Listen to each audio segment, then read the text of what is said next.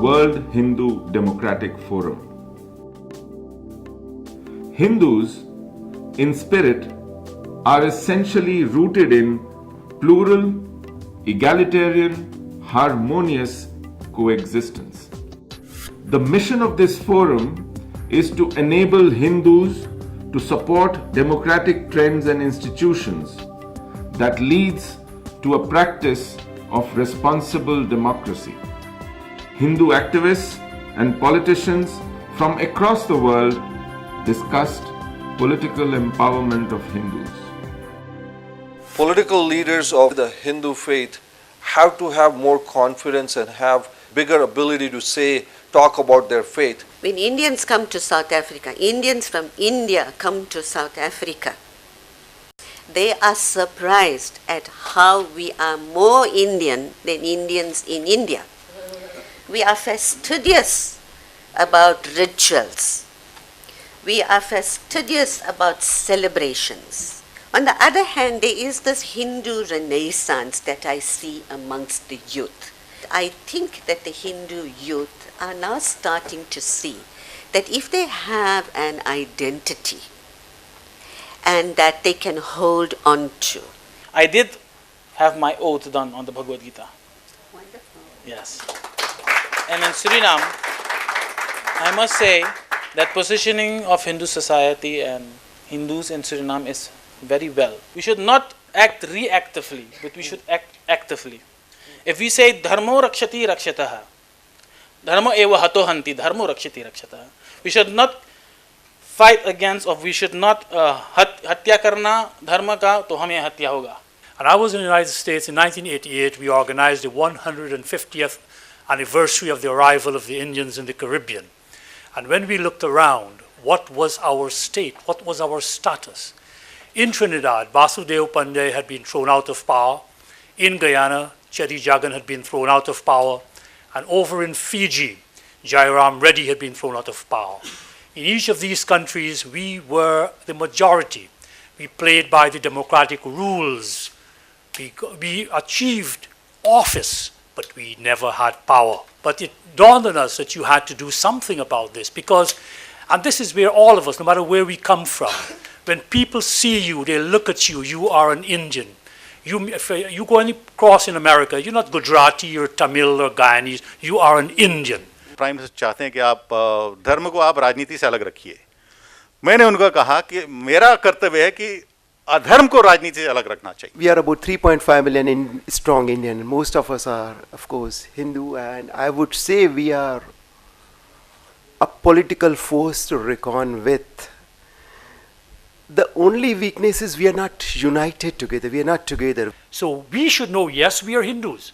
And what I can tell you this in Guyana, the stronger you were as a Hindu, the more they respected you. Once you are a strong Hindu, our problem is that as Hindus, we fall for anything. We don't stand up and say, I am Hindu. The non-Muslim community, which used to form something like 45% in 1957, has dwindled now to something like, the Prime Minister in the budget said there are only about 26% non-Muslims in the country. So the dwindling non-Muslim population is a concern, but these are unavoidable factors because of the all around the world. The Muslim population has been aggressively increasing multifold. If you are a native, you are given absolute preference. Not first class, even if you get third class, is given preference. If you are a Hindu, it is very, very, very difficult to get into higher institutions. That unity at a certain level or understanding at a certain level is very important if you want to make those in authority to start thinking whether they are doing the right thing. So the very fact that there was a possibility that India was going to make sure of democracy coming over to the northern province itself made the Sri Lankan government wanting to bring the elections. So now that is at a macro universal level, I would say that we have to take united efforts in order to bring about benefits for us when we are in an adverse and complex political situation. The pressure brought in by India, the elections were held, but now they are not allowing the Northern Provincial Council to work. In every manner we are being stifled, obstructed and not allowed to work. It's very unfortunate in our country that Muslims living in this country, they know very well that their forefathers were Hindus. Because politically they were pampered by a particular ruling party, and that created the whole issue in this country. I belong to Jammu and Kashmir. I belong to Kashmir Valley. And I have come, in fact, I was expelled from the place in 1990. And since that time, we have an existential struggle. We have a struggle in our own country to make the political class in this country to recognize that it's not a migration, it's not a voluntary displacement. It's a religious cleansing which can be easily described as genocide. We have been talking about Hindu presence in Afghanistan. We have been talking about Hindus in Pakistan. We have been talking about Hindus in Bangladesh. We have been talking about Hindus in Sri Lanka. But we have never, over the years, almost 1,000 years, tried to describe it, that we have been facing a genocidal war of extermination. And we have never tried to internalize it. We have always tried to remain at the surface of the problem, remain at the surface of the attrition which has been unleashed on us. I personally feel that the biggest service which perhaps in this conference which we could do is at least state unambiguously that there have been genocide of Hindus going on unabated for a very, very long time. What has happened in Kashmir is unimaginable, that it should have happened in India. And why so much time is being spent on discussions? Why not resettle them there in Kashmir? Why should it even be a union territory? Why not just another district in Kashmir? The danger to us within India is greater than the danger from Pakistan. We have a situation in J&K state where we'll have the local Taliban growing now. 3 universities recognized by India, they are churning Taliban cadres. The situation is that you have a youth, on one hand he has computer, on the other hand he has Quran, and this is the Talibanized youth. So the situation is grim in rest of the country also. We'll be having local clones growing. All terrorism is not exported. It's not exported from Pakistan. There is local terrorism growing, and we have to be aware. And it is growing under the shadow of a perverted vision of secularism. So we need leadership to translate our problems into action. But most of all, it seems to me, judging by the civil wars in the last 5-6 centuries from Europe in the 7th century, we are at war.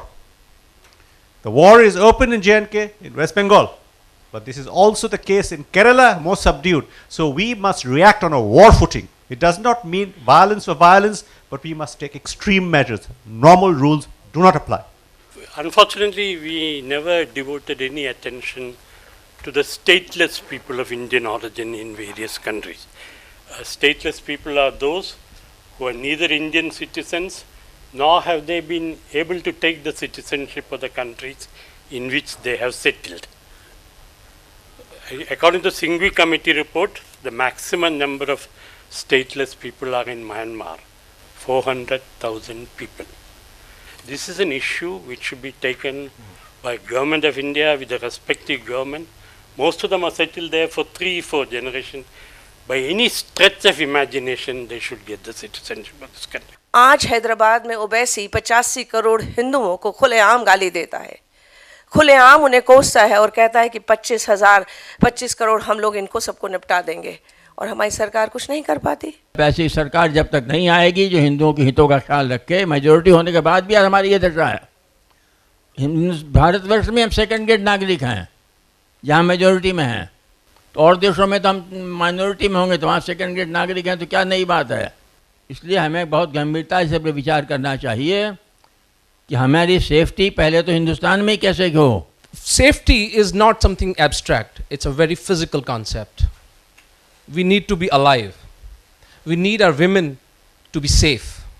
We need our children to go to school without any fear of being killed en route. Is there a single point I can take away? Because I could see a clear fear in what Dr. Ganesh Lingam said, what this lady from Fiji has said, but these people don't know what we are facing here in India. Is there a physical bulwark to stop these criminals, or we are going to pussyfoot as always and go back home thinking ourselves, oh, we've talked about it, it's all hunky-dory, we're still bad, maybe the situation is bad, well, let's talk about it, we're a great civilization, you see. Give me one takeaway from this conference, that physically you will keep us alive. For our children, this country will still be safe. I don't see that happening.